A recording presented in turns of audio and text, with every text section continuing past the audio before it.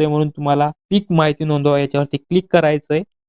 इथे तुम्हाला खाते नंबर टाकायचंय, गट क्रमांक टाकायचंय, बाकी डिटेल हे आपोआप येणार. हंगाम निवडायचंय, पिकाचा वर्ग निवडायचंय, पीक एक पीक आहे का बहुपीक आहे ते निवडायचंय, पीक आहे का फळबाग आहे ते निवडायचंय. आणि येथे तुम्हाला क्षेत्र भरायचंय. जर का 2 पिके असतील तर तुम्हाला दोन्ही पिकांचे किती किती क्षेत्र ते टाकायचे, किंवा जर तुमचं एकच पीक असेल तर पूर्ण क्षेत्र भरा याच्यावरती तुम्हाला क्लिक करायचंय. जलसिंचनाचे प्रकार निवडायचे, जलसिंचनाच्या पद्धती निवडायचे, तुषार सिंचन आहे कोणतं सिंचन आहे ते निवडायचे आणि लागवडीची तारीख टाकायची. पुढे जावरती क्लिक करायचंय. येथे तुम्हाला तुमच्या शेताची लोकेशन दाखवली जाईल, मॅपवरती दाखवली जाणार. तुम्हाला ते पुढे जावरती क्लिक करायचंय. आता तुम्हाला येथे 2 फोटो काढायचे, तुमच्या पिकाचे 2 फोटो काढायचे. जे पण पीक तुम्ही शेतामध्ये पेरलंय, ज्याची तुम्ही ई पीक पाहणी करताय त्याचे तुम्हाला फोटो टाकायचे.